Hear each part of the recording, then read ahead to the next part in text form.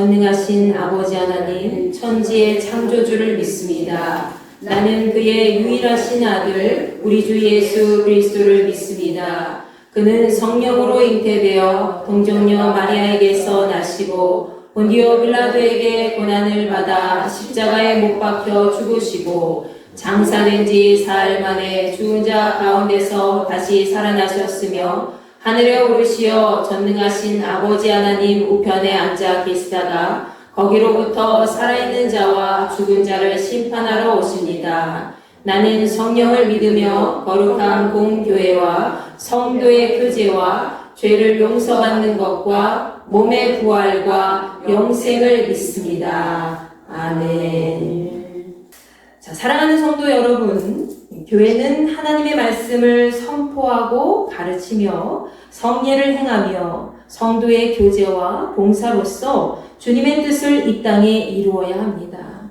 또한 불신자들에게 복음을 전하여 주님 앞으로 인도하며 세상에 나아가 봉사하는 것이 우리의 사명입니다. 이제 이러한 주님의 명령에 헌신하기로 결심하는 일을 기독교 대한감리회 흰돌교회의 입교인으로 받아들이고자 합니다. 자, 집례자가 입교할 이에게, 제가 집례자로서 입교할 이에게 질문을 하면 또 입교할 이는 이에 아멘이나 문답에 맞는 대답을 하시면 됩니다. 자, 우리 이하윤 학생에게 제가 질문하겠습니다. 당신은 이미 세례를 받은 사람으로서 입교인이 되고자 이 자리에 나왔습니다. 맞습니까? 이제 하나님과 모든 성도 앞에서 세례받을 때의 약속을 새롭게 하고 또 믿음의 결심을 확인하기 위하여 다음과 같이 묻습니다. 이제 묻는 말에 진실하게 대답하시기를 바랍니다. 당신은 하나님과 여러 성도들 앞에서 세례받을 때에 서약한 모든 것을 그대로 힘써 지키겠습니까? 당신은 기독교 대한감리회의 교리와 장정을 지키고 또 예배와 성례에 참여하며 시간과 재능과 물질을 바쳐 교인된 의무를 준행하시겠습니까? 당신은 선교와 교육과 봉사 등 교회의 모든 활동에 적극적으로 참여하겠습니까? 당신은 교인으로서 의무와 권리를 바르게 행하며 교회의 관할과 치리에 순종하고 교회의 덕을 세우는 일에 힘쓰겠습니까? 네, 감사합니다. 자, 이제 우리는 우주 만물을 창조하시고 섭리하시며 주관하시는 거룩하신 아버지 하나님 한 분만을 믿습니다. 이제 이 믿음을 가지고 우리가 함께 신앙 고백을 하도록 하겠습니다. 우리는 말씀이 육신이 되어 우리 가운데 오셔서 하나님의 나라를 선포하시고 십자가에 달려 죽으셨다가 부활승천하심으로 대속자가 되시고 구세주가 되시는 예수 그리스도를 믿습니다.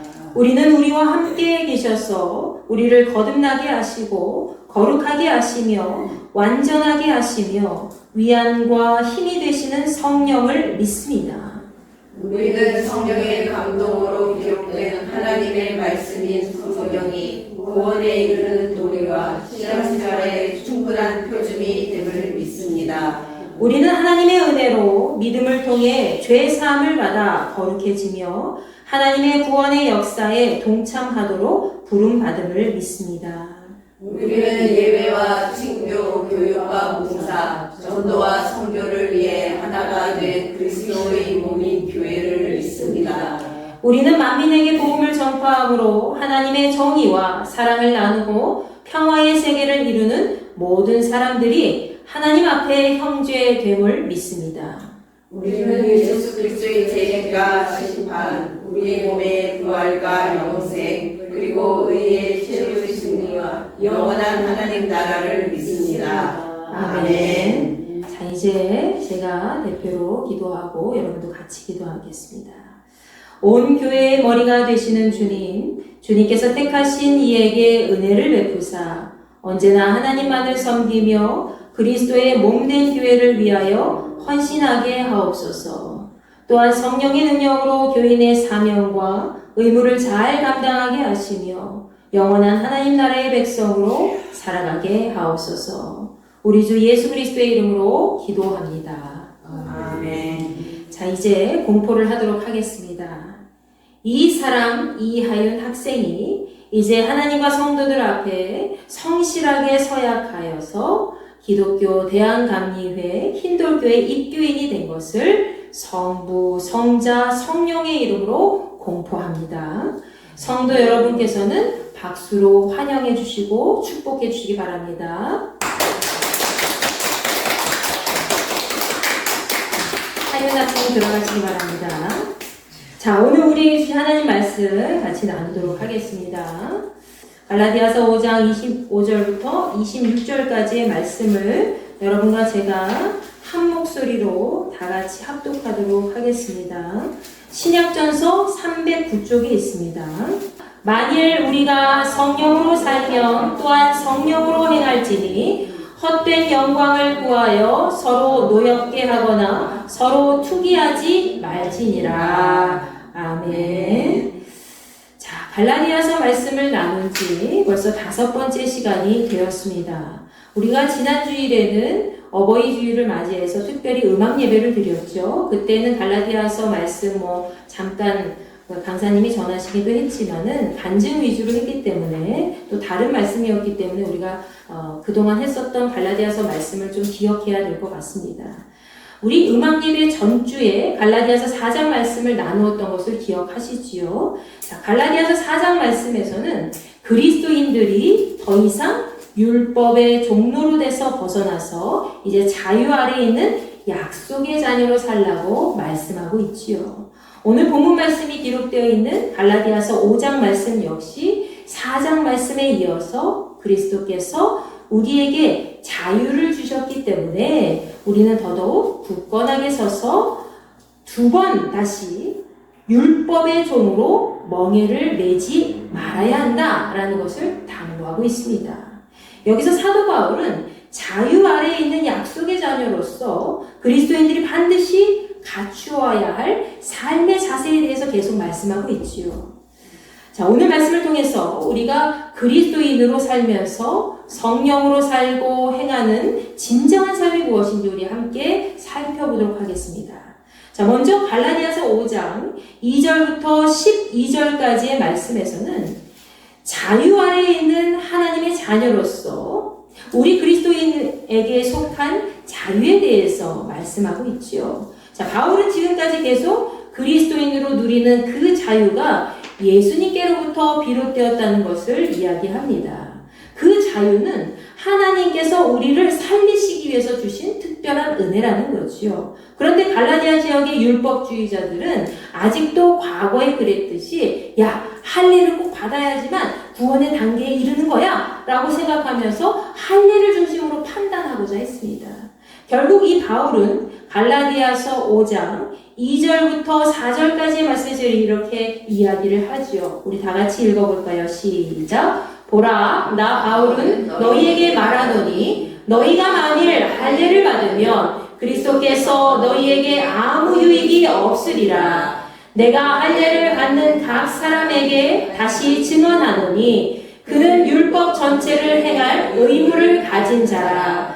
율법 안에서 의롭다함을 얻으려 하는 너희는 그리스도에게서 끊어지고 은혜에서 떨어진 자로다. 아멘.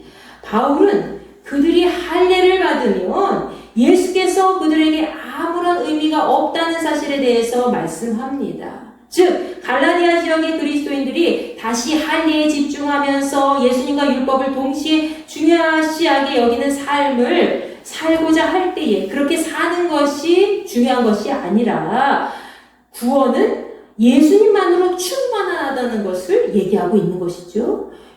우리 이미 예수님을 믿고 있는데 왜 과거에 너희들이 행해야 했던 그런 율법에 매여서 사는 거야. 우리는 예수님을 믿으면 구원의 반석에 들어가고 반열에 들어가고 하나님 나라에 들어가는 그런 믿음의 백성으로 살아갈 수가 있어. 왜 과거에 얽매여서 그 율법 중심으로 계속해서 살아가고자 하느냐? 바울이 그렇게 이야기하고 있는 거지요. 자, 바울은 할례를 구원의 조건으로 받아들이게 된다면 율법 전체를 지켜야 하는 과거와 같은 그런 자리로 돌아가야 한다는 것을 이야기하고 있습니다.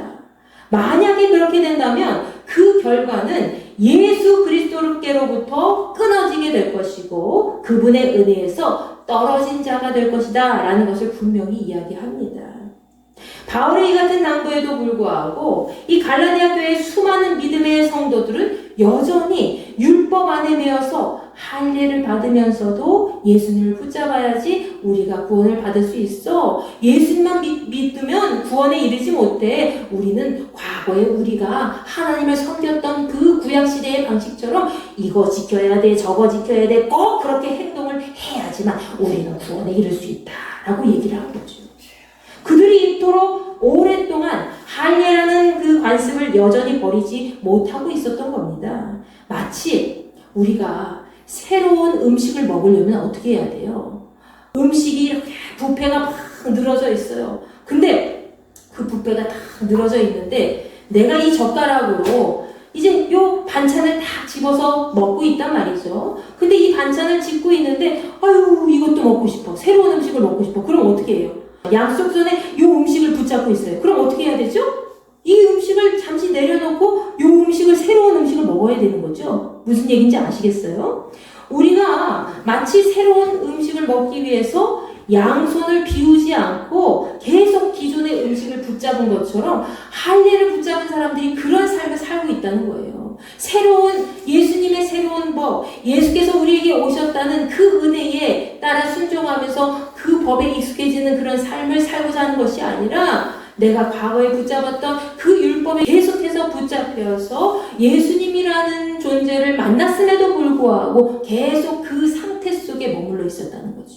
예수께서도 마태복음 9장에서 이렇게 이야기하십니다. 시작! 생배의 조각을 낡은 옷에 붙이는 자가 없나니 이는 기운 것이 그 옷을 당기어 헤어짐이 더하게 됨이요 새 포도주를 낡은 가죽 부대에 넣지 아니하나니 그렇게 하면 부대가 터져 포도주도 쏟아지고 부대도 버리게 됨이라. 새 포도주는 새 부대에 넣어야 둘이 다 보존되느니라. 아멘.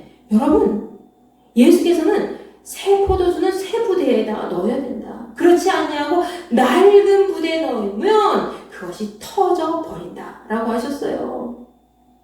이 말씀이 뭐예요? 새 시대에 맞춰서 그 시대에 따라서 예수께서도 그렇게 움직이셨다는 거예요. 우리는 이미 예수 그리스도와 함께하는 사람들이죠. 예수님이라는 존재를 만났습니다. 구약시대 사람들은 예수님이라는 존재를 몰랐어요. 그러나 성경 말씀을 통해서 야 우리를 구원하실 메시아 구세주가 우리를 위해서 오실 거야. 그때까지 우리는 하나님 말씀 안에서 경건하게 율법을 잘 지키며 살면 돼 라는 것이 그들의 삶이었어요. 그런데 이제 예수님이 오셨어요. 예수님이 오셨으면 이제는 구세주가 우리에게 왔기 때문에 그분을 믿기만 하면 그분 안에서 우리는 구원에 들어갈 수 있는 존재가 되고 하나님 나라 백성으로서 삶을 살아갈 수 있다는 거예요. 그런데 아직도 이스라엘 백성들 중에는 갈라디아 지역의 이스라엘 백성들 중에는 야 예수님이 오셨어. 그렇지만 그 예수님을 붙잡지 못하고 과거에 얽매여서 야 내가 이 율법을 지키지 않으면은 아유 구원받지 못하는 거 아니야? 라고 생각하면서 계속 그 과거의 상태로 머물러 있었다는 거예요. 새 시대에 발맞춰서 예수님이 오신 그 시대에 발맞춰서 예수님을 믿고 섬기는 것이 아니라 예수님을 바라보고는 있지만 과거에 내가 붙잡았던 그 행위에 계속해서 얽매여서 살았다는 것이죠. 그러니까 이 바울이 보기에 얼마나 답답하고 힘들었겠습니까? 우리는 이미 예수 그리스도와 함께한 사람들이죠. 믿으십니까? 그런데도 불구하고 예수님을 믿으면서 과거에 뿌리 뽑지 못하는 그런 전통에 얽매여서 살게 된다면 그러한 삶은 진짜 예수님을 만난 삶이에요? 아니에요? 만나지 못한 삶이잖아요. 예수님을 진짜 만났다면 그 안에서 자유함을 누리는 온전한 삶을 사는 그리스도인이 되는 것입니다. 그러나 갈라디아 교회의 성도들 중에는 그러한 삶을 살지 못하고 야 참 자유가 무엇이야? 예수님이 오셨다고 우리에게 진리가 너희를 자유케 할 것이야 라고 하면서 예수님을 만나면 우리는 그 안에서 자유함을 누린다고 했는데 그 참 자유를 누리지 못했다는 거예요. 그들은 늘 율법 때문에 행위를 통해서 아유 내가 이것을 해야지만 구원을 받지 이것을 해야지만 하나님 나라에 갈 수 있지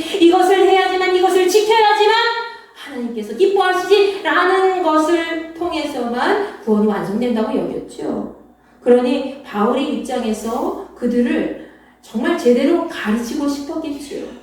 그렇기 때문에 바울은 갈라디아서 5장 5절부터 6절 말씀에서 성령 안에서 믿음을 따라 의의 소망을 기다리며 그리스도 예수 안에서 사랑으로 역사하는 믿음을 이렇게 이야기합니다. 시작! 우리가 성령으로 믿음을 따라 의의 소망을 기다리노니 그리스도 예수 안에서는 할례나 무할례나 효력이 없으되 사랑으로서 역사하는 믿음뿐이니라. 아멘. 예수 그리스도를 믿었잖아요. 그럼 그 예수 그리스도를 믿는 믿음 안에서 우리는 예수께서 주신 그 성령을 통해 의롭게 되어서 결국에는 의인으로 칭함을 받아 영생의 소망을 누리는 자로서 나아갈 수 있어야 된다는 거예요. 그것을 바울은 기다리고 있고 바울 사도의 모든 동역자들도 그렇게 기다리고 있는데 그리스도 예수 안에서 그러한 할례나 무할례가 무슨 소용이 있겠냐는 거죠. 사랑으로서 하나님 예수님 안에서 중요한 것은 뭐다? 사랑으로서 역사하는 믿음뿐이다. 이 말씀을 다시 현대인의 성경으로 풀이하면 그리스도인들은 성령님을 통해서 믿음으로 의롭게 되기를 바라는 그런 영생의 소망을 갖고 살아가고 있다는 것이지요. 여러분도 날마다 성령 안에서 믿음으로 의로운 삶을 살기를 바라지 않습니까? 아멘. 그렇잖아요. 계속 내가 성령 안에서 의로운 삶을 계속 살아가기를 원하고 계시잖아요. 그래서 일주일마다 주님 앞에 나와서 이렇게 예배를 드리고 말씀을 듣고 그 말씀을 곱씹고 삶 속에서 적용하면서 그렇게 나아가고 있지 않습니까?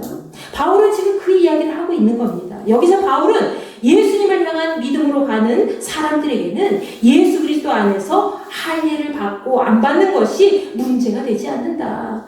무엇이 중요한 것인가? 무엇이 중요해요? 사랑으로 표현되는 믿음만이 중요하다는 것을 말씀하고 있다는 것이지요. 그것이 어떤 사랑이에요? 그리스도께서 우리에게 나눠주신 그 사랑. 예수님의 그 사랑을 세상 가운데 표현하는 것이 무엇보다도 중요하다는 거예요.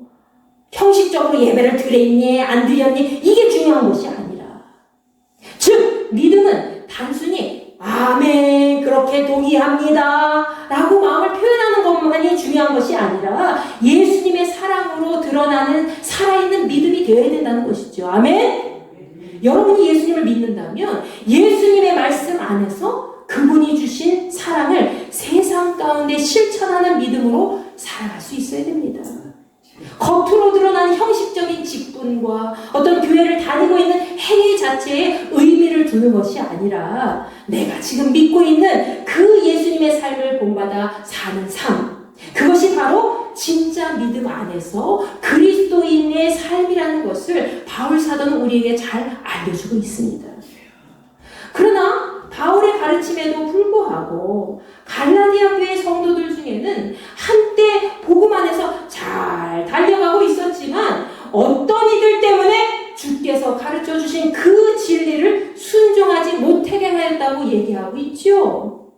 그것은 바로 적은 누룩이 온 덩어리에 퍼지듯이 아주 작은 왜곡된 복음과 조금의 율법주의도 공동체 전체를 병들게 할 수 있고 흔들리게 할 수 있다는 것을 경고하는 것입니다. 자, 바울은 갈라디아 지역의 모든 교회의 성도들이 다시 복음 안에서 바로 서기를 간절히 바라고 있었습니다. 그러면서 바울은 갈라디아서 5장 11절 말씀에서 본인이 예수님을 믿고 있으면서도 여전히 할례를 전하는 삶을 살았다면 사람들에게 박해를 받지 않았을 것이다 라고 얘기해요. 왜? 예수님을 붙잡고 있으면서도 예수님 믿고 있으면서도 여전히 율법의 할례를 계속 전하는 삶을 살았다면 내가 지금처럼 여러분에게 박해를 받지 않았을 거예요. 핍박을 받지 않았을 거예요. 사람들의 손가락을 받지 않았을 거예요 라고 얘기해요. 왜? 그렇게 믿는 사람들이 유대인 중에 허다하게 많았거든요. 야, 율법을 꼭 지켜야지만 구원에 이를 수 있어 라고 생각하는 사람들이 많이 있었기 때문에 바울이 그것을 강조하게 된다면 당연히 바울을 막 손가락질하거나 비판하거나 바울 없이 여기지 않겠죠. 지금 그 얘기를 하고 있는 겁니다. 그가 박해를 받은 이유는 무엇이에요?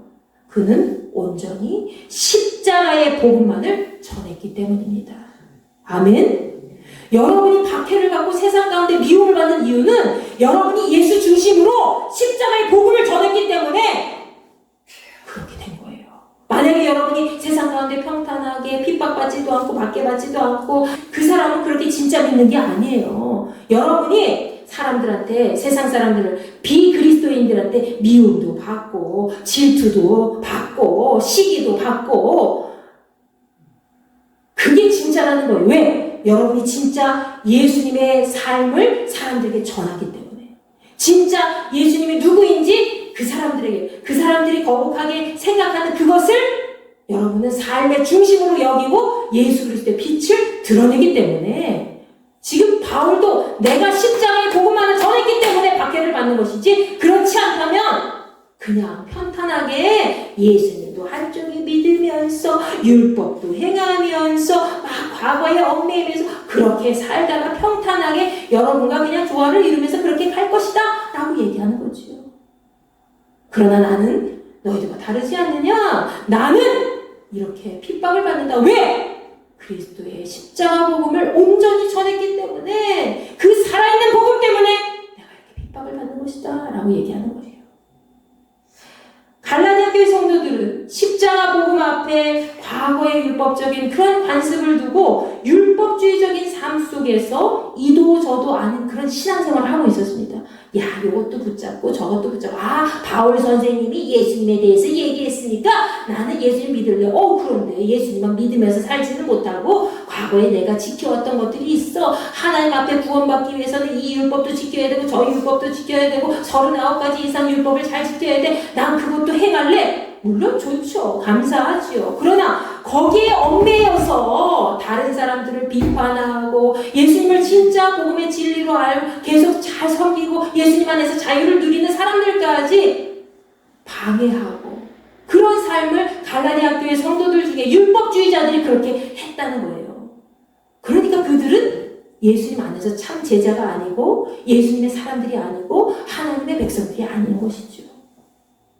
바울은 갈라디아 교회 성도들에게 할례를 주장하면서 혼란스럽게 하는 거짓 교사들을 계속 경계하면서 갈라디아서 5장 13절부터 15절까지의 말씀에서는 어떤 삶이 그리스도 안에서 자유를 온전히 사용하는 삶인지 우리에게 이야기합니다. 우리 다 같이 읽어볼게요. 시작. 형제들아, 너희가 자유를 위하여 부르심을 입었으나 그러나 그 자유로 육체의 기회를 삼지 말고 오직 사랑으로 서로 종노릇하라. 온 율법은 내 이웃 사랑하기를 내 자신같이 하라 하신 한 말씀에서 이루어졌나니 만일 서로 물고 먹으면 피차 멸망할까 조심하라. 아멘. 여러분, 즉 우리가 예수 그리스도를 믿고 그 안에서 누리는 복음의 자유는 무조건적으로 내 마음대로 하는 그런 방종과 같은 자유가 아니라는 거예요. 예수 안에서 자유롭다고 했지, 난 이미 구원받은 백성이야 하면서 자유롭게 자기 마음대로 산다? 그것은 믿음의 삶의 태도가 아니지요. 어떤 것이 진짜 자유라 그랬어요? 사랑으로 섬기는 자유가 진짜 자유라는 거예요. 예수님의 사랑을 내 마음에 품고 세상 가운데 그것을 자연스럽게 주님의 그 향기를 드러내는 것, 그것이 진짜 자유하다는 거예요. 바울은 우리가 예수 그리스도를 믿음으로 말미암아 복음의 자유를 얻었지만 이것을 자기 중심적으로 육체를 위하여 사용하는 것이 아니라 예수님의 사랑 안에서 서로 섬기면서 하나님의 뜻을 이룰 것을 말씀하고 있습니다. 그리고 그는 율법의 완성은 사랑이라는 것을 이야기하면서 우리가 율법을 지키려고 육신적으로 계속 힘들게 애쓰는 그런 삶보다 더 중요한 게 뭐라고 그랬어요? 바로 성령 안에서 이웃을 사랑하는 삶이 더 중요하다라고 말씀하고 있는 거예요. 왜? 율법의 완성은 사랑이기 때문에. 예수 그리스도의 사랑을 실천한 것이 율법의 완성이기 때문에 예수님이 우리에게 오셨어. 그럼 우리가 그 예수님을 붙잡고 믿고 그 예수님의 말씀대로 하나님의 이 나라를 사랑하는 것, 그것이 주께서 우리에게 바라시라는 거예요. 그것이 바로 우리가 율법을 완성한 삶의 태도를 가진 그리스도인이라는 것을 얘기하고 있다는 것이죠. 즉 여러분이 하나님의 율법을 계속 완성하고 싶다면 여러분 주변에 있는 이웃을 사랑하는 것부터 시작한다면 그것이 하나님의 말씀을 온전히 이루는 삶이라는 것을 말씀합니다. 그러나 여전히 우리에게 있어서 예수 그리스도의 사랑을 세상 가운데 실천하는 일은 참 어렵죠. 여러분, 원수까지도 사랑하라고 예수께서 말씀하셨잖아요. 그런데도 불구하고 여러분은 계속 괴롭히고 핍박하고, 아유 내가 내 밭에서 농사를 짓는데 어떤 사람이 아유 소리 시끄러워 그만 농사 지어 하면서 막 여러분을 반대하고 핍박하고, 그런 사람 사랑할 수 있으니까 없어요. 왜? 인간의 삶 속에는, 인간의 본성은 악하기 때문에 그런 거예요. 그래서 함께 모였을 때 때로는 어떻습니까? 공동체를 무너뜨리는 행동을 하는 사람들도 등장하는가 하면 정말 원수같이 정말 미워하는 사람은 계속해서 복수하면서 막 끝나기도 하고, 어떤 경우에는 율법주의적인 어떤 태도나 그리고 경쟁하거나 시기하거나 아니면 분쟁하거나 비교하고 분석하고 비난하는 모든 것들이 생기잖아요. 그런 일들은 결국 믿음의 공동체를 파괴하는 것이라는 것을 바울 사도는 우리에게 말씀하고 있습니다. 바울은 그러한 자들이 서로 피차 멸망할까 조심하라 라고 경고하고 있는 것이지요. 그렇기 때문에 바울은 갈라디아서 5장 16절 말씀에서 예수 그리스도를 믿는 믿음의 사람들은 특별히 성령을 따라 행하라 이렇게 말씀합니다. 내가 이루노니 너희는 성령을 따라 행하라 그리하면 육체의 욕심을 이루지 아니하리라. 여기서 바울은 성령을 따라 살 때 육체의 소망을 따라 살지 않게 될 것이라고 이야기하지요. 자, 성령으로 사는 삶, 성령 안에서 행하는 삶은 가장 먼저 육체의 욕심을 이루지 않는 삶이라는 것을 말씀하고 있는 겁니다. 성령과 육체는 서로 요구하는 것이 다르다고 했어요. 그렇기에 믿음의 사람들은 항상 성령과 육체 사이에서 긴장 속에 사는 존재가 되죠. 계속 내 안에 성령께서 이것을 행하라고 하셨는데 내 안에 육체는 이것을 원해. 그래서 서로 싸우는 거예요. 마치 예전에 드라마 속에 막 천사와 악마가 막 이렇게 싸우듯이 우리의 육체가 누구랑 싸우는 거예요. 육체가 원하는 것과 성령이 말씀하시는 것이 계속 싸우는 거예요. 하나님 저 이런 상황 속에서 이게 어려운데요. 아니다 딸아, 아니다 아들아 이것을 행하라 라는 마음을 계속 주시는데 나는 힘들어 지쳐 난 더 이상 못하겠어. 전도도 못하고 기도도 못하겠어. 그냥 교회만 왔다 갔다 할래. 이것이 육체가 원하는 것인데 성령 하나님은 계속해서 우리에게 뭘 원하세요? 아니다 딸아, 아니다 아들아, 길거리에 나가서 말씀을 전하라. 길거리에 나가서 찬양을 해보아라. 나에게 경배하고 기도하라. 이것을 원하시는데 우리의 육체는 아버지 하나님이시여 피곤합니다. 지칩니다. 그러면서 계속 싸우는 거예요. 그렇기에 성령을 따르는 삶과 육체를 따르는 삶 속에서 우리 삶의 열매는 각각 달라지게 되어 있습니다. 내가 원하는 것만 계속해서 사는 삶은 어때요? 하나님과 가까워질 수가 없어요. 오늘은 주일인데 하나님이 봐주시겠지? 오늘 하루 정도는 빠져도 되고 오늘 하루 정도는 속해 안 가도 되고 하는 그런 유혹이 온다고요. 그럼 그 사람 계속해서 하나님의 말씀과 멀어질 수밖에 없어요. 근데 내가 정말 힘들고 바쁜데도 불구하고 김은자 권사님 지난번에 이재수님하고 모였어요. 열심히 모였어요. 열심히 이제 기도하면서 막 서로를 위해서 기도하면서 말씀 전하면서 예배를 드렸단 말이죠. 근데 피곤하고 지친데도 불구하고 이 자리에 와서 함께 했잖아요. 그것이 하나님이 얼마나 기뻐하셨겠어요. 나는 좀 쉬고 싶어. 오늘은 김은자 권사님한테 예배 못 드린다고 얘기할까? 혼자 예배 드리세요 권사님. 얘기할까? 이렇게 하고 싶으셨지만 그래도 그래 권사님이 혼자 예배 드리면 얼마나 힘들겠어. 내가 같이 가야지. 하나님 저 피곤하지만 갈래요 하면서 성령을 따르는 삶을 살아가는 도를 계속 노력한 사람은 어떨까요? 하나님 붙잡아 주시는 거예요. 하나님 그 사람을 붙잡아 주시고 네가 아픈데도 불구하고 힘든데도 불구하고 그 육체를 육체의 욕심을 멀리 떠나서 나를 붙잡고 나아가고 있구나 하면서 하나님이 더 큰 은혜를 주시고 더 더 큰 힘을 더하여 주시는 줄 여러분 믿고 나아가시기 바랍니다. 아멘.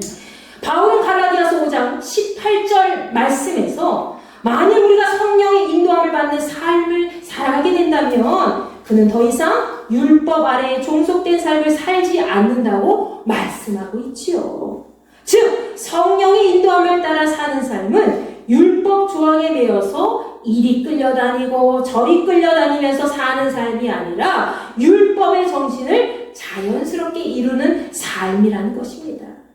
지금 여러분이 율법에 매여 있다면 억지로 신앙생활하면서 부족한 부분에 대해서 어떻게 생각할까요? 여러분이 만약에 율법에 매여 살고 있다고 생각해 보세요. 과거에 구약시대에 했었던 사람들처럼 아유 11조 요거를 못 지켰네. 아유 어떡하지? 아유 하나님 10가지 재앙 중에서 내가 2가지를 어렸는데 아유 내 마음에 그냥 상처가 되고 계속 죄책감이 일어나는 거예요. 여러분이 율법에 매여 산다면 계속 그 죄책감 속에서 벗어나지 못하고 아유 어떡하지? 아유 힘들어. 아유 어떡하지? 마음이 계속 무겁고 기쁨이 없어요.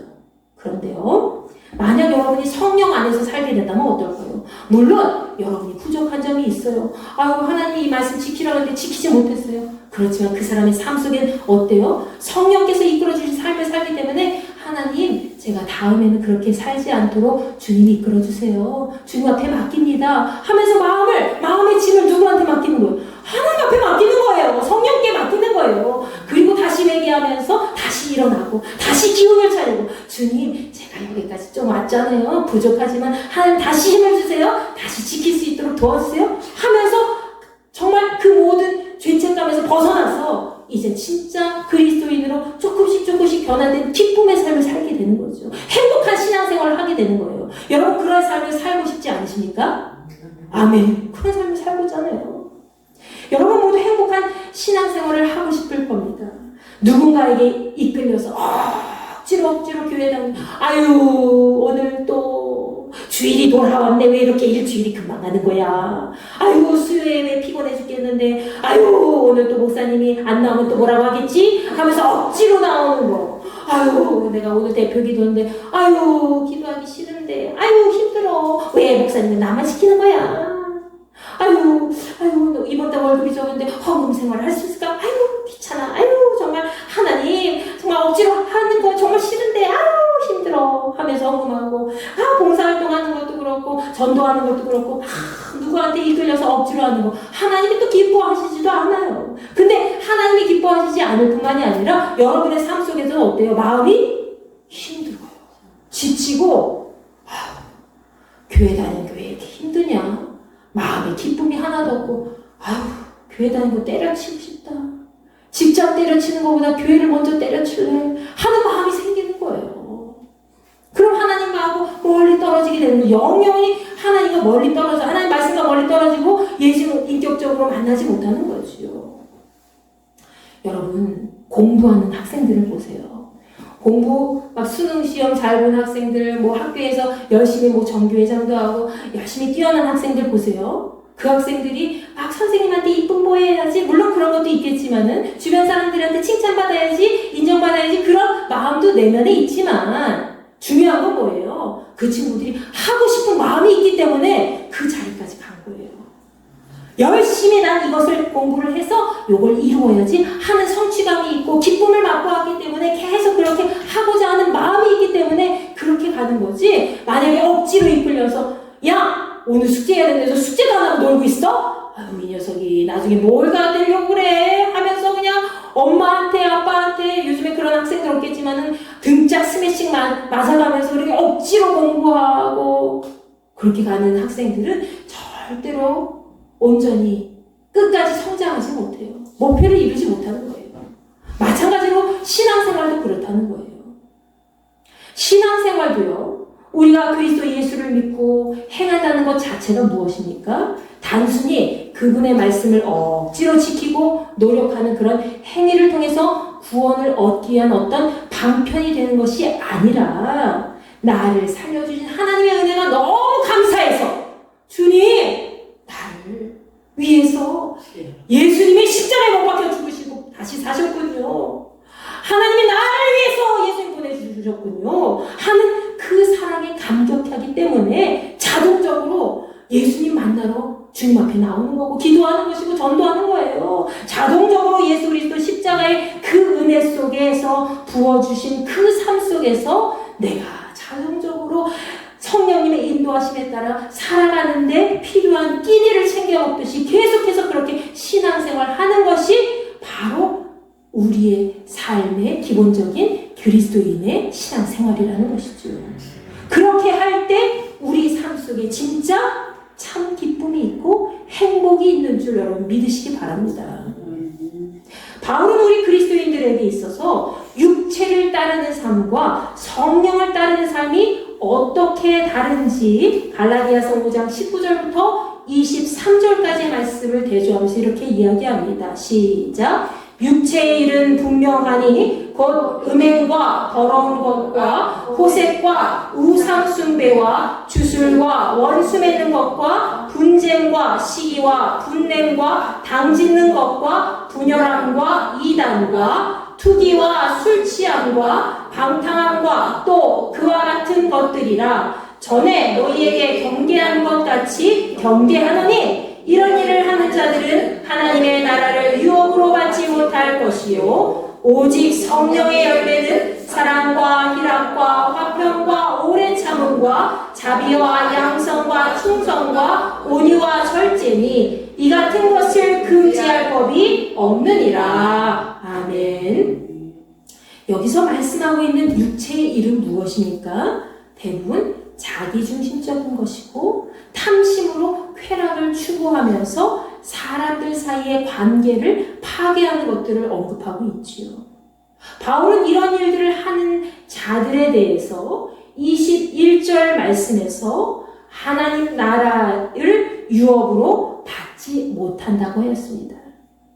즉 육체를 따르는 삶은 결국 하나님 나라와 반대되는 삶을 통해서 하나님 나라 백성으로 구원받지 못한다는 것을 이야기하고 있는 겁니다. 육신을 따르는 삶에 집중하면서 그렇게만 계속 살다 보면요, 육신으로는 만족하면서 쾌락을 추구하면서 즐거움 속에 빠져 있을지 모르지만 그 영혼은 절대로 구원받지 못한다라는 것이죠. 아멘. 그러나 육체의 일과 정반대로 성령을 따르는 사람은 9가지 성령의 열매를 삶 속에서 거두게 된다는 거예요. 성령의 열매는 내가 억지로 만들어내는 그런 성품이라기보다는 성령님께서 내 안에 거하실 때 자연스럽게 맺히게 되는 결과라는 거죠. 우리는 이러한 성령의 열매를 통해서 그동안 우리가 어떻게 살아왔는지 과거의 삶을 발견할 수가 있습니다. 우리가 예수 그리스도의 말씀대로 성령님을 내 안에 모시고 항상 말씀 앞에 순종하며 끊임없이 훈련하면서 성령의 열매를 맺는 삶을 선택하게 된다면 우리는 언제나 율법 안에서 허우적거리면서 종교 생활에 그치는 그런 삶이 아니라 진짜 예수 그리스도의 복음 안에서 참 자유를 누리는 삶을 살게 된다는 것입니다. 일단 성령님을 따르는 삶을 살아갈 때 우리에게서 이 모든 것을 금지할 법이 없다라고 되어 있죠. 이미 성령님 안에서 살고 행하는 삶이 익숙해져 있는 사람은 율법도 금하지 못할 정도로 성령의 법으로 함께하는 삶을 살아가기 때문입니다. 아멘. 여러분과 저는 성령의 법으로 얽매인 사람들인 줄 믿으시기 바랍니다. 바울은 24절 말씀에서 예수 그리스도의 사람들은 육체와 함께 그 정욕과 탐심을 십자가에 못 박았다라고 이야기하죠. 예수님을 믿는다는 것은 나의 옛사람의 욕망이 더 이상 내 삶의 주도권을 잡지 못하도록 하는 겁니다. 그렇게 예수 그리스도의 십자가에 나의 옛사람의 주도권을 못 박는 거예요. 내가 내 삶의 주인으로 사는 삶이 아니라 예수께서 내 삶의 주인으로 살아가시도록 계속해서 인도함을 받는 삶이라는 거죠. 그런데 여전히 세상의 유혹 속에서 내 육체가 주인이 되는 삶을 살아간다면 그것은 내 과거의 육체의 소욕을 계속 간직하면서 살아가는 것이고 온전한 그리스도인이라고 볼 수가 없습니다. 우리에게는 여전히 세상 속에서 육체의 유혹이 있지요. 아유, 기무장원사, 신수장원사 뭐해? 아유, 한 달에 뭐 몇 번씩 가, 교회를. 천주교는 뭐 그냥 한 번만 가도 된다던데. 아유, 저 불교신자는 그냥 절에 1년에 한 번만 가도 된대. 아유, 근데 왜 우리 감리교 뭐 장로교 뭐 교회는 뭐 맨날 가? 매주 가? 아유, 미친 거 아니야? 라고 하면서 아유, 그러지 말고 저쪽에 저기 산천에 보면은 그냥 시원하게 발 담그는 계곡물이 있고 그냥 오늘 하루는 좀 푹 쉬자. 나랑 같이. 나랑 만난 지도 오래됐잖아. 매주 목사님 아버지 성도들은 매주 보잖아 하면서 육체의 유혹이 계속 올 수가 있어요. 그럼에도 어떻게 하는 거예요? 내가 성령 안에서 살아간다면 내가 예수 그리스도를 믿기 때문에 성령 안에서 내 육체는 더 이상 내 인생의 주인이 아니라 내 삶의 주인은 예수 그리스도이시기 때문에 성령을 따르는 삶을 통해서 어떻게 하는 거예요? 그렇지만 안 돼! 라고 거절하면서 내가 하나님과 약속한 게 있어. 매주 교회 나가는 것보다 매일매일 교회 나갈 수 있어야 되는데 난 그것도 하지 못하는데 그래도 매주 한 번은 교회 나올 수 있어야지 하면서 주님과 약속한 그 약속을 지키고자 하는 것. 그렇게 성령의 삶을 따르고 살아가고자 하는 그 삶을 통해서 하나님께서는 기쁨의 열매를 우리에게 주시고 그 열매를 통해서 우리는 삶을 살아갈 힘을 얻게 된다는 것이죠. 흔히 믿음의 사람들이 이렇게 얘기해요. 그리스도인들이 갈라디아서 5장 말씀에 보면 성령의 9가지 열매가 있는데 그 열매를 행위로 전부 드러내야 돼. 그래야 온전한 그리스도인이 될 수 있어 라고 얘기한 사람들이 꽤 있어요. 근데 여러분 어떻게 온유와 절제와 충성과 자비 이런 걸 다 지킬 수 있어요 여러분? 없어요. 근처에는 갈 수 있는데 한두 가지는 지킬 수 있는데 9가지를 다 지키면서 하루하루 사는 거 어렵습니다. 왜냐하면 우리는 연약한 인간이기 때문에 어떻게 9가지를 하루에 빠짐없이 다 지킬 수 있어요. 육체를 지닌 인간으로는 정말 불가능한 일이지요. 그러나 지금 바울 사도가 이야기하는 것은 무엇입니까? 우리가 그렇게 9가지 성령의 열매를 다 결과를 내야지만 우리가 온전한 그리스도인이 아니라 성령의 열매 9가지를 모두 거두어야 좋은 삶이 아니라 내가 비록 과거에 부족한 점이 있다 하더라도 과거의 삶에 얽매이지 아니하고 과거의 육체를 중심으로 살았다면 이제는 그 육체를 중심으로 살았던 삶을 내려놓고 이제는 성령을 중심으로 예수 그리스도의 가르침을 자연스럽게 삶 속에 드러낼 때 내 삶 속에 나타난 성령의 열매 한두 가지를 통해서라도 내 주변이 빛으로 물들 수 있다는 것을 지금 바울 사도는 이야기하고 있는 거죠. 여러분이 정말 다른 사람들을 이 좋은 것들 하나님의 사랑을 매주 실천하고 이런 사람도 있지만 때로는 사랑이 묻어나지 않을 때가 있어요. 근데 그 사람만 보면은 뭔가 이렇게 화평하게 하는 그런 좋은 성격을 갖고 있고 그 사람을 통해서 온유하기 때문에 분노가 일어나는 그곳에 그 장소에 가서 그 사람을 딱 보내면 모든 사람들이 온유한 삶으로 변화되는 것. 그렇죠? 그 한 가지를 통해서라도 주님의 빛을 드러내면 되는 거예요. 아멘. 9가지를 다 지키려고 오늘 한 가지를 어겼네. 그러면서 힘들어하는 삶이 아니라 여러분과 제가 성령을 중심으로 그러한 삶을 통해 완전한 그리스도인으로 계속 거듭나게 될 수 있기를 간절히 축원합니다.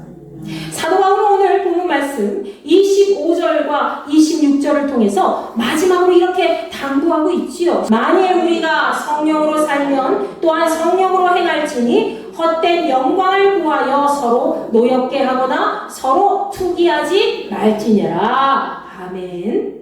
바울은 우리가 성령으로 살고 새 삶을 얻어 살게 되었다면 이제는 성령을 따라 행하며 살아야 한다고 말씀하고 있습니다. 자, 그것은 헛된 영광을 구하고 교만한 삶을 살지 않는 거예요. 내가 내 자신의 유익을 위해서 헛된 영광을 내 이름을 드러내고자 하는 그런 교만한 삶이 아니라 하나님 앞에 겸손하게 무릎 꿇고 주님만을 바라보는 삶, 서로 다투거나 시기하지 아니하고 한 사람 누군가라도 내 공동체, 믿음의 공동체 안에서 잘된 사람이 있다면 함께 축복해주면서 기도하면서 함께 발맞춰 믿음 안에서 화합하는 삶, 그것이 하나님이 기뻐하시는 삶이라는 거죠. 그런 삶은 어떤 삶입니까? 내가 헛된 영광을 구하고자 정말 교만한 삶을 살고 서로 막 다투면서 시기하는 그러한 삶은 성령으로 살고 성령 안에서 행하는 그리스도인이 지켜야 할 본분이 아니라는 것을 말씀하고 있는 거지요. 그런데 진정한 그리스도인은 어떤 삶이에요? 성령 안에서 내가 성령님의 마음을 품고 누가 잘된 사람이 있으면 그 사람 함께 축복해주고 기도해주고 기뻐하면서 그랬어 집사님 너무 잘됐다. 집사님 집이 그렇게 잘 됐으니까 난 너무 좋다. 감사하다. 집사님 우리 기도 들어주셨다. 이러면서 기뻐하면서 서로 시기하거나 질투하지 않고 다투지 않는 것이지요. 때로는 공동체가 나와 뜻이 맞지 않더라도 그 믿음의 공동체 안에서 서로 의견 충돌이 일어날 수 있는 그런 여건이 있더라도 내가 그 안에서 다투지 않고 내가 잠시 내 의견을 조금 내려놓고 화목한 마음으로 권사님은 그렇게 생각하세요? 저는 그렇게 생각해요 하면서 조심스럽게 이야기를 나누면서 서로 절충하면서 그렇게 함께 살아가는 것이 바로 성령으로 살고 성령 안에서 행하는 그리스도인의 삶이라는 것을 기억하시기 바랍니다. 그것이 바로 믿음의 사람들이 함께 성령 안에서 삶을 살고 행하는 거룩한 삶이 되는 것이고 건강한 신앙 공동체를 만들어가는 모습이지요. 자, 예수께서는 우리가 죄 때문에 율법에 갇혀 살지 않도록 하시고 우리에게 진짜 자유를 허락해 주셨습니다. 그 복음의 참된 자유는 우리 마음대로 육체를 위해 사용하는 것이 아니라 예수 그리스도의 사랑 안에서 그분의 사랑을 실천하는 것으로 나타내야 한다는 것이지요. 그렇게 행할 때 우리의 삶은 자동적으로 하나님의 나라의 성품에 맞는 성령의 열매를 하나씩 거두게 된다는 겁니다. 예수 그리스도의 사랑은 세상의 유혹에 놓여있던 그 육체를 십자가에 못 박은 사랑이지요. 여러분 모두 과거의 육체의 소욕을 십자가에 못 박았습니까? 큰 소리로 아멘. 큰 소리로 행하지 않는 아직도 육체의 소욕에 따라 흔들리고 있어 이렇게 생각할 수밖에 없어요. 여러분은 세상의 유혹에 놓여있던 과거의 육체의 모습을 십자가에 못 박았습니까? 아멘. 이제는 새로운 삶으로 거듭났어요. 이제 더 이상 내가 내 삶의 주인이 아니라 내 삶의 주인은 누구시다? 예수 그리스도이시다 라는 것을 마음에 새기면서 예수께서 우리를 위해 보내신 성령 안에서 행하고 사는 삶을 살아야 될 줄 믿습니다. 지금 여러분은 복음의 자유를 잘 누리고 있습니까? 혹시 육체의 소욕에만 몰두하면서 율법적인 행위에만 얽매여 있는 삶을 살아가고 있지는 않은지 여러분 스스로 자신을 돌아보시기 바랍니다. 예수 그리스도 안에서 진정한 자유를 누리며 사는 삶은 그분의 뜻 안에서 그리스도의 사랑을 온전히 실천하고 성령 안에서 살고 행하는 삶입니다. 우리 흰돌교회 모든 지체가 이제 오늘부터 주님께서 주시는 참된 자유를 누리면서 성령으로 살고 행하는 삶을 통하여 하나님 나라를 세상 가운데 널리 드러낼 수 있기를 간절히 축원합니다. 아멘.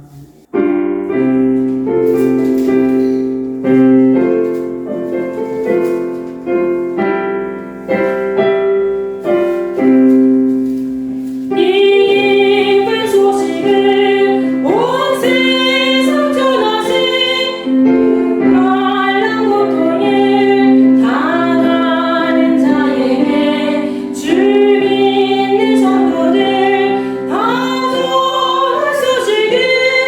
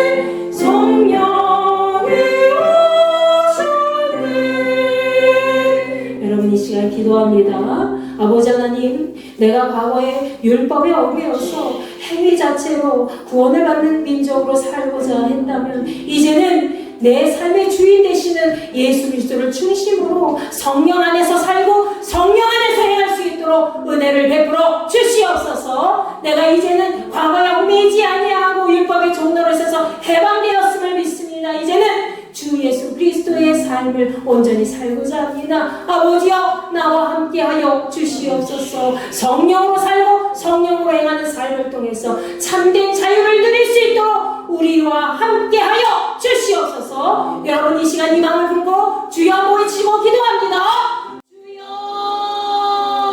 아버지 하나님 감사합니다. 저희들이 이 시간 함께 모였습니다. 성령의 은혜 가운데 저희들이 이 자리에 함께 있는 줄 믿사오니 아버지 하나님 성령으로 다스려 주시옵소서. 아버지, 이제 과거에 내가 율법 중심주의로 살아왔다면 이제는 그 모든 것을 다 내려놓고 과거의 육체의 소욕대로 살았던 모든 것을 십자가에 못 박고 이제는 주님 앞에 온전히 살기를 원합니다. 예수 그리스도께서 우리 삶의 주인이 되어주셨어. 내 삶의 주인이 되어주셨어.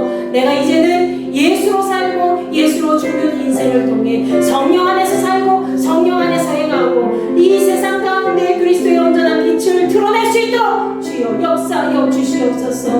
우리가 이 세상 살아갈 때에 참 자유를 누리지 못했습니다. 내가 무언가를 해야지만 구원을 받는다고 행위를 통해서 주님 앞에 가까이 나아갈 수 있다고만 생각을 하였습니다. 이제는 주님 앞에 변화된 삶을 살기를 원합니다. 예수 그리스도를 온전히 마음에 품고 믿게 하시고 그 믿음을 통해서 구원을 받았다면 이제 구원의 반석에 오른 하나님의 백성으로서 성령 안에서 살 수 있게 도와주시고 성령을 통해서 행할 수 있는 믿음을 허락하여 주시옵소서. 우리의 삶을 주관하시는 아버지 하나님만 온전히 바라보며 나아갑니다. 저희들을 긍휼히 여겨주옵시고 우리가 진짜 믿음의 온전한 삶을 살아가는 참 자유인의 모습으로 살아갈 수 있는 그리스도인 될 수 있도록 주여 은혜를 베풀어 주시옵소서.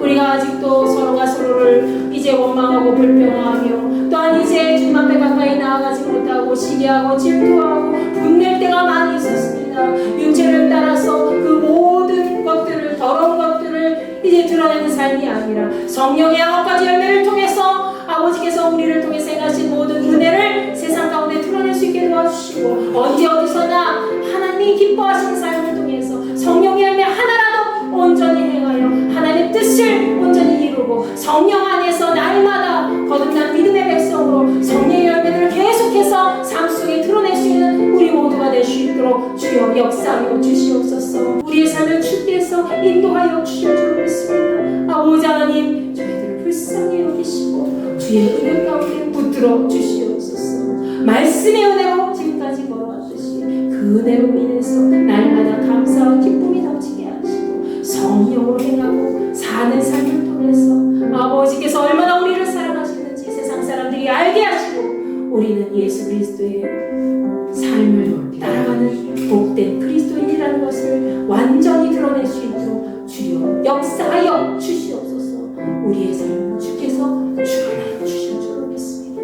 하늘나라의 영광을 우리에게 보여주시고 예수 그리스도께서 언제나 우리 삶의 주인 되신 것을 삶 속에서 온전히 드러내며 빛 가운데 걸어갈 수 있는 우리 모두가 될 수 있도록 주여 역사하여 주시옵소서. 성령으로 살고 성령으로 행하는 믿음을 통해서 진짜 참 자유를 누리는 그리스도인으로 거듭날 수 있도록 우리 인도계의 모든 지체들과 함께하여 주시옵소서.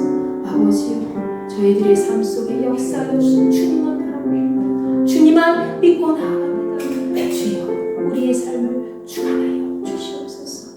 아버지께만 영광 돌리며 하나님 나라의 기쁨을 전하시는 우리 모두가 될 수 있도록 주여 인도하여 주시옵소서. 이제는 우리 주 예수 그리스도의 은혜와 하나님의 무한하신 사랑과 성령님의 감화감동 내주 역사 교통 위로하시니 하나님 나라의 유업을 계속해서 누리며 성령 안에서 행하고 성령 안에서 기쁨을 누리는 삶을 통해서 참 자유된 삶이 무엇인지 드러내기를 원하는 우리 모든 지체들, 믿음의 지체들에게 함께하여 주시기를 간절히 축원하옵나이다. 아멘.